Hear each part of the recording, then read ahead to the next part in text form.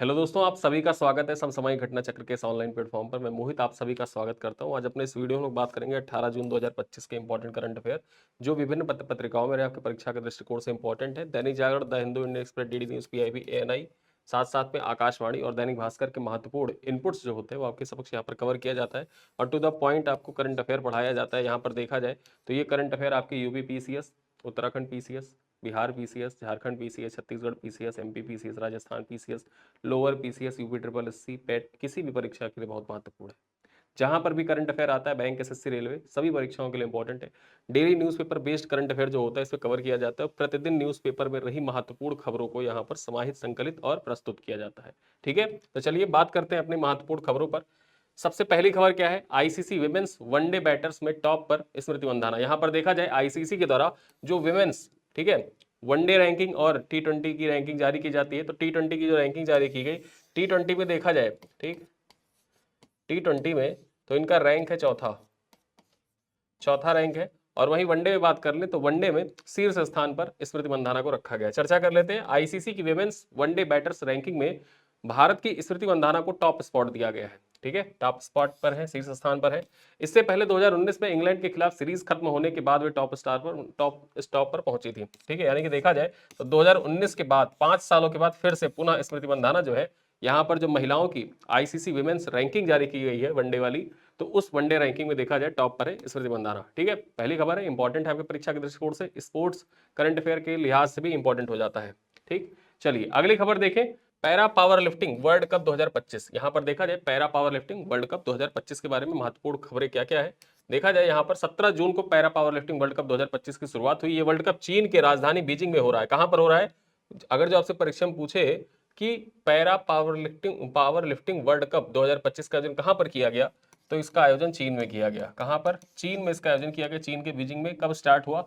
ये 17 जून को स्टार्ट हुआ। यहां पर चर्चा कर ले, देखा जाए तो ये 17 जून से लेकर 25 जून तक चलेगा। कब से कब तक? 17 जून से 25 जून तक ये चलेगा। और यहां पर हम बात कर ले, 16 सदस्यीय भारतीय पैरा पावर लिफ्टिंग टीम इस विश्व कप में भाग ले रही है। यानी कि भारत की ओर से देखा जाए कितने सदस्य यहां पर पार्टिसिपेट कर रहे हैं? 16 सदस्य पार्टिसिपेट कर रहे हैं। ठीक है, 16 सदस्य पार्टिसिपेट कर रहे हैं। आगे देखा जाए कुल 16 सदस्यीय भारतीय टीम में देखा जाए तो कितनी महिलाएं कितने पुरुष? यहां पर 7 महिलाएं और 9 पुरुष सम्मिलित हैं। कितने? 7 महिलाएं और 9 पुरुष यहां पर शामिल हो रहे हैं। बात करें यहां पर तो वर्ल्ड कप में दुनिया भर के 134 से अधिक एथलीट हिस्सा ले रहे हैं। यहां पर देखा जाए कंपटीशन से, इस कंपटीशन से लॉस एंजल्स 2028 पैरालंपिक्स खेलों के लिए रैंकिंग पॉइंट भी मिलेगी। मतलब यहां पर जो para power lifting world cup 2025 आयोजित किया जा रहा है, यहां पर जो जो विजेता रहेंगे, भविष्य में संभावना है कि वही लॉस एंजल्स में जो 2028 में पैरालंपिक्स होंगे उसमें पार्टिसिपेट करें। ठीक है, उसके लिए यहाँ पर रैंकिंग भी, सबको पॉइंट्स भी मिलेंगे। ठीक, चलिए अगली खबर पर चर्चा करें।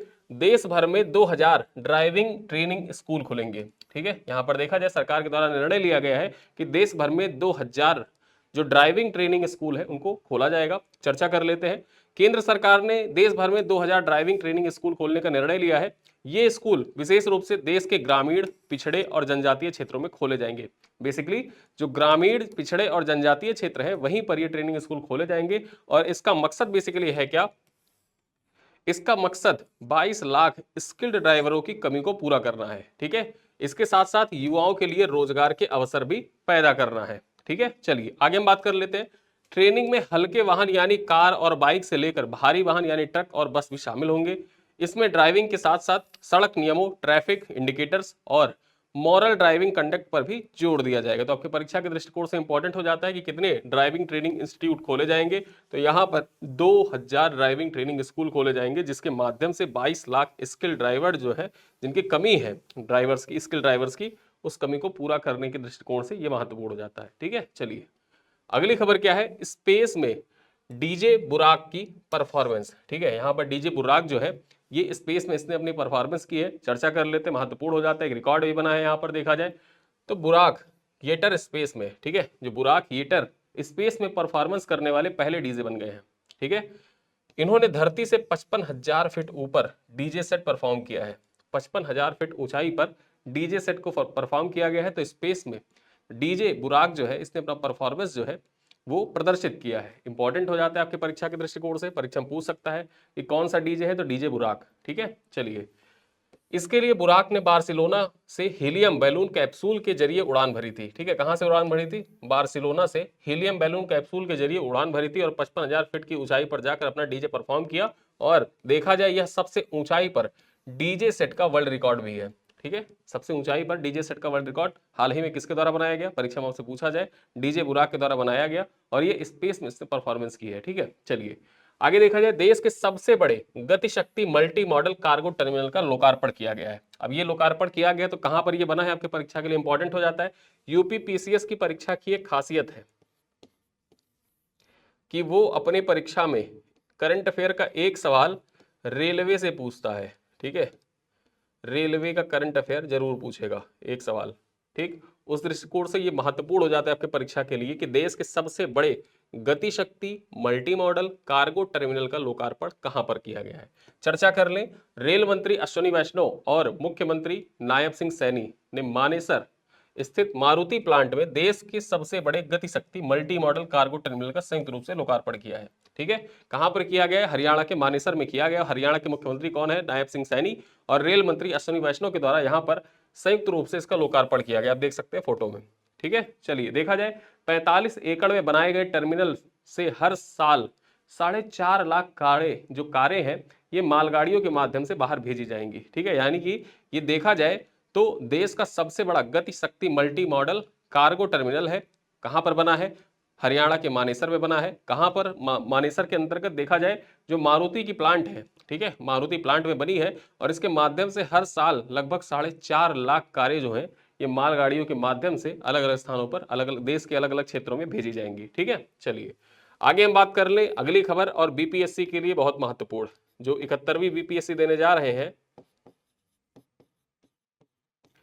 उनके लिए इंपॉर्टेंट हो जाता है ये खबर। ठीक है, देखा जाए तो एंड्रॉयड आधारित मोबाइल के माध्यम से ई वोटिंग प्रणाली लागू करने का फैसला लिया गया बिहार में। ठीक है, यहां पर देखा जाए Bihar became first state to adopt E voting system for urban polls. Bihar ऐसा करने वाला पहला राज्य बन गया है। यहां पर चर्चा करें, बिहार राज्य निर्वाचन आयोग ने एंड्रॉयड आधारित मोबाइल के माध्यम से ई वोटिंग प्रणाली लागू करने का फैसला लिया है और मतदान प्रक्रिया में इस क्रांतिकारी परिवर्तन को अपनाने वाला बिहार देश का पहला राज्य होगा। ठीक है, मतदान प्रक्रिया में देखा जाए तो ई वोटिंग जो है, यानी कि मोबाइल से आप वोटिंग कर सकते हैं। जिसको वोटिंग करना चाहे एक बार वोटिंग अपना जो होगा क्या कि इसमें वोटर आईडी कार्ड जो होता है, आपको यूनिक आईडी होती है, यूनिक आईडी से अपना लिंक कर सकते हैं ऐप के माध्यम से। ठीक है, यूनिक आईडी, और एक बार आप वोट कर सकते हैं जिसको वोट करना चाहें। तो ई वोटिंग प्रक्रिया जो है ये स्टार्ट कर दी गई है। अब अगर जो ये बहुत क्रांतिकारी स्तर पर पूरे देश में अगर जो इसको इम्प्लीमेंट किया जाता है, अभी तो देखा जाए ट्रायल फेज में है, बिहार पहला राज्य बनेगा जो उनका अर्बन पोल होने वाला है, उसमें इसको लागू किया जाएगा ई वोटिंग को। लेकिन देखा जाए तो एक क्रांतिकारी पहल साबित हो सकती है। हम परसेंटेज जो देखते हैं ना कि वोटिंग का परसेंटेज देखा जाए 40% वोटिंग हुई और 40% वोट पड़ने के बाद भी उसमें से विजेता बन जाते हैं। ठीक है, पता ही नहीं चलता, आधी जनता ने तो वोट ही नहीं दिया। जब ई वोटिंग प्रक्रिया लागू हो जाएगी तो कोई कहीं भी हो, ठीक है, जहां जिस कॉन्स्टिट्यूंसी में वो है वहां पर वोटर लिस्ट में उसका नाम है, यूनिक आईडी है, यूनिक आईडी अपना फोन में उसने लॉगिन किया, एक बार लॉगिन होगा और एक बार वो वोटिंग कर सकता है। ठीक है, एक ही बार वोटिंग के माध्यम से वोटिंग वो करे, ई वोटिंग प्रक्रिया। बस समस्या ये है कि यहाँ पर जब ई वोटिंग प्रणाली है, ठीक है, तो बीच में जो हैकिंग वगैरह के चांसेस जो होते हैं वो भी हो सकते हैं। तो उन चीज़ों का अगर जो ध्यान रखा जाए, उनसे सिक्योर किया जाए, तो ये प्रणाली बहुत ही महत्वपूर्ण साबित हो सकती है चुनावी दृष्टिकोण से। ठीक है, तो यहाँ पर देखा जाए बिहार यह क्रांतिकारी पहल अपनाने वाला पहला राज्य बन गया है। चर्चा कर लें, इस पहल की शुरुआत राज्य में 28 जून से होने वाले नगर निगम और शहरी निकाय के चुनाव से होगी। ई वोटिंग की पूरी प्रक्रिया 2 मोबाइल ऐप के माध्यम से संचालित की जाएगी। देखा जाए इनमें से एक app centre for development of advance computing CDAC और दूसरा मोबाइल ऐप जो है ये बिहार राज्य निर्वाचन आयोग द्वारा विकसित किया गया है। ठीक है, 2 मोबाइल एप्लीकेशन के माध्यम से देखा जाए 2 मोबाइल ऐप है, उन्हीं के माध्यम से इस प्रक्रिया को संचालित किया जाएगा। ठीक है, चलिए आगे बात करते हैं। दिल्ली मेट्रो और ऑस्ट्रेलिया के मोनास विश्वविद्यालय के बीच एक समझौता हुआ है। किस लिए समझौता हुआ है, आइए चर्चा कर लेते हैं। दिल्ली मेट्रो और ऑस्ट्रेलिया के मोनास विश्वविद्यालय के बीच एक समझौते ज्ञापन पर हस्ताक्षर किया गया है, जिसका उद्देश्य रोलिंग स्टॉक और टेक मेंटेनेंस के उन्नत स्वचालन सहित मेट्रो रेल से जुड़े विभिन्न अनुसंधान कार्यों को संयुक्त रूप से सहयोग करना है। ठीक है, यानी कि जो मेट्रो मेंटेनेंस, जो ट्रैक मेंटेनेंस है ना मेट्रो की, उसके उन्नत स्वचालन तथा मेट्रो रेल से जुड़े विभिन्न अनुसंधान कार्यों के लिए दिल्ली मेट्रो और ऑस्ट्रेलिया के मोनाश विश्वविद्यालय के बीच में समझौते ज्ञापन पर हस्ताक्षर किया गया है। ठीक, चलिए आगे देखें।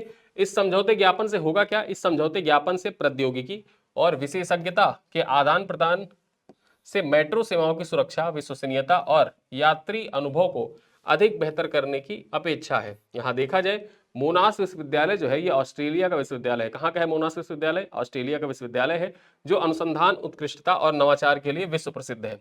यहाँ पर बात कर लें, विश्वविद्यालय के इंस्टीट्यूट ऑफ रेलवे टेक्नोलॉजी को रेलवे तकनीकी और अभियांत्रिकी में वैश्विक स्तर पर विशेष स्थान प्राप्त है। यानी कि मोनाश विश्वविद्यालय का जो इंस्टीट्यूट ऑफ रेलवे टेक्नोलॉजी है ये विश्व स्तरीय संस्थान है। ठीक है, और देखा जाए तो दिल्ली मेट्रो और मोनाश विश्वविद्यालय के बीच में जो दिल्ली मेट्रो है, मेट्रो रेल परियोजना को अधिक बेहतर रूप से संचालित करने के दृष्टिकोण से ही एक समझौते ज्ञापन पर हस्ताक्षर किया गया है। ठीक, चलिए अगली खबर है, कृषि आर्टिफिशियल इंटेलिजेंस नीति महा एग्री एआई 2025 से 29 को स्वीकृति। यहां पर देखा जाए, परीक्षा में से पूछ सकता है कि हाल ही में किस राज्य सरकार के द्वारा महा एग्री एआई नीति 2025 से 29 को मंजूरी प्रदान की गई है। ठीक है, तो महाराष्ट्र सरकार के द्वारा, किसके द्वारा? महाराष्ट्र सरकार के द्वारा ये इस नीति को मंजूरी प्रदान की गई है। चर्चा कर लेते हैं।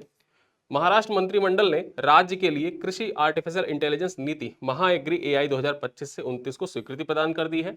देखा जाए, इसका उद्देश्य artificial intelligence, generative AI, drone, कंप्यूटरकृत दृष्टिकोण, रोबोटिक्स और पूर्वानुमानित विश्लेषण के इस्तेमाल से कृषि क्षेत्र में महत्वपूर्ण परिवर्तनकारी बदलाव लेकर आना है। यह नीति प्रमुख डिजिटल कृषि कार्यक्रमों जैसे एग्रीस्टैक, एग्री महाटेक, महावेद, क्रॉप एमएसपी, ठीक है, egg market, digital performing schools और महा डीबीटी के माध्यम से सहायता पहुंचाएगी। यानी कि विभिन्न जो मार्केट है, एग्रीकल्चर मार्केट है, उसको आपस में कोऑर्डिनेट करने में ये महा एग्री एआई नीति जो है ये बहुत ही महत्वपूर्ण सिद्ध होने वाली है। महाराष्ट्र सरकार के द्वारा इसको घोषित किया गया और इस नीति को परीक्षाओं से डायरेक्टली पूछ सकता है कि महा एग्री एआई नीति 2025 से 29 किस राज्य से संबंधित है? तो महाराष्ट्र राज्य से संबंधित है और एग्रीकल्चर से रिलेटेड जो सारी गतिविधियां हैं उन सबको एक जगह एकीकृत करने का दृष्टिकोण, विजन प्रस्तुत करती है महा एग्री एआई कृषि नीति। ठीक है, चलिए आगे बात करें। अगली खबर क्या है? दूसरे global conclave on plastic recycling and sustainability का शुभारंभ किया गया है। कहां पर किया गया इसका शुभारंभ? भारत मंडपम में किया गया। इसका देखा जाए बेसिकली एक सम्मेलन है और सम्मेलन से संबंधित सवाल आपकी परीक्षाओं में अक्सर पूछे जाते हैं। तो यहाँ देखा जाए, भारत मंडपम में द्वितीय global conclave on plastic recycling and sustainability का शुभारंभ किया गया है।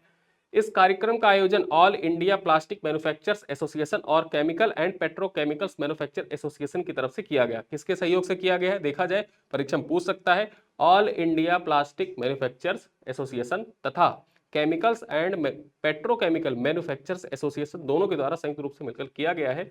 इसमें देश विदेश के 175 से अधिक कंपनियों और संगठनों ने भाग लिया, जिसमें प्लास्टिक रिसाइकलिंग की अत्याधुनिक तकनीकों और पर्यावरण संवेदनशील समाधानों को प्रदर्शित किया गया। ठीक है, तो परीक्षा से पूछे कि दूसरा global conclave on plastic recycling and sustainability का आयोजन कहां पर किया गया? भारत मंडपम में किया गया। ठीक है, और इसका आयोजन किसके सहयोग से किया गया? तो दोनों आपको याद रखना होगा कि इसका आयोजन all India plastic manufacture association तथा केमिकल और पेट्रोकेमिकल मैन्युफैक्चर एसोसिएशन के द्वारा मिलकर किया गया है। ठीक है, चलिए आगे हम बात कर लें। भारतवंशी प्रोफेसर अनंत एमआईटी के प्रोवोस्ट, यहाँ पर देखा जाए प्रोवोस्ट बने हैं, पहले प्रोवोस्ट हैं और पहले भारतवंशी हैं। देखा जाए पहले भारतवंशी जिन्होंने इस पद को संभाला है, अमेरिकी संस्था का पद संभालने वाले पहले भारतवंशी बने हैं ये। ठीक है, चर्चा कर लेते हैं।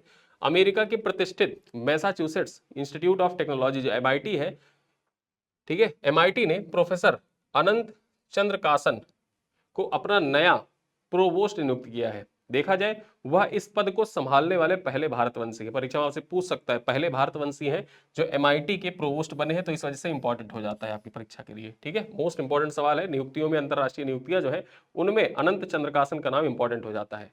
देखा जाए, वह 1 जुलाई से अपना कार्यभार संभालेंगे। चेन्नई में जन्मे प्रोफेसर चंद्रकासन फिलहाल एमआईटी में chief innovation and strategy officer तथा डीन ऑफ इंजीनियरिंग है। ठीक है, यहाँ पर देखा जाए जो एमआईटी है वहां पर chief innovation and strategy officer तथा डीन ऑफ इंजीनियरिंग के पदभार को संभाल रहे थे। अब इनको क्या बनाया गया है? एमआईटी का पहला प्रोवोस्ट बनाया गया है। ठीक है, चलिए अगली खबर पर और अंतिम खबर हमारी क्या है, भूपेंद्र यादव जो है इनको इंटरनेशनल बिग कैट अलायंस का अध्यक्ष चुने गए हैं। ठीक है, भूपेंद्र यादव जो है ये इंटरनेशनल बिग कैट अलायंस के अध्यक्ष चुने गए हैं। चर्चा कर लेते हैं। केंद्रीय पर्यावरण वन जलवायु परिवर्तन मंत्री भूपेंद्र यादव को सर्वसम्मति से इंटरनेशनल बिग कैट अलायंस का अध्यक्ष चुना गया है। ठीक, यहां पर देखा जाए इंटरनेशनल बिग कैट अलायंस के अध्यक्ष कौन बने हैं, भूपेंद्र यादव बने हैं।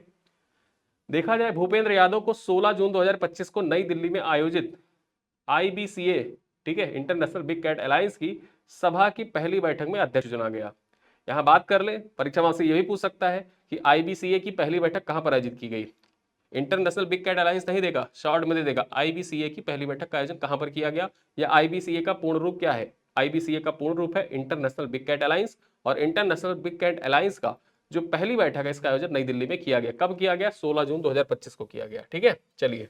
IBCA भारत की एक पहल है जिसकी घोषणा प्रधानमंत्री नरेंद्र मोदी के द्वारा 9 अप्रैल 2023 को कर्नाटक के मैसूर में प्रोजेक्ट टाइगर की 50वीं वर्षगांठ के उपलक्ष्य में की गई थी। ठीक है, 2023 में देखा जाए तो जब प्रोजेक्ट टाइगर की 50वीं वर्षगांठ मनाई जा रही थी उसी टाइम पे PM मोदी के द्वारा IBCA की घोषणा की गई थी। ठीक है, इंटरनेशनल बिग कैट अलायंस की घोषणा की गई थी 9 अप्रैल 2023 को।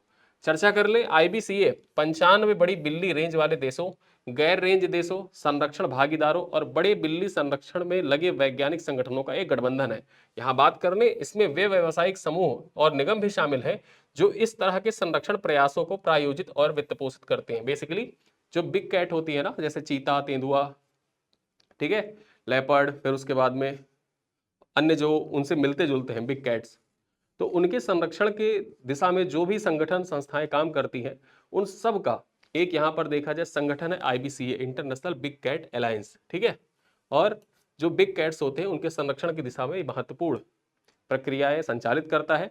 और उसी का IBCA जो है, IBCA के अध्यक्ष कौन बने हैं, यहां पर देखा जाए भूपेंद्र यादव बने हैं जो भारत के केंद्रीय पर्यावरण वन एवं जलवायु परिवर्तन मंत्री हैं। ठीक है, तो आज की महत्वपूर्ण खबरों को हमने देखा। अब आइए कुछ प्रश्न हैं आपके लिए जिनका उत्तर आपको कमेंट बॉक्स में देना है। क्वेश्चन नंबर 1 है थोड़ा, तो पहला क्वेश्चन देखते हैं। हाल ही में ICC women's one day batters ranking में शीर्ष स्थान किस भारतीय खिलाड़ी ने हासिल किया है, हरमनप्रीत कौर, शेफाली वर्मा, स्मृति मंदाना या दीप्ति शर्मा।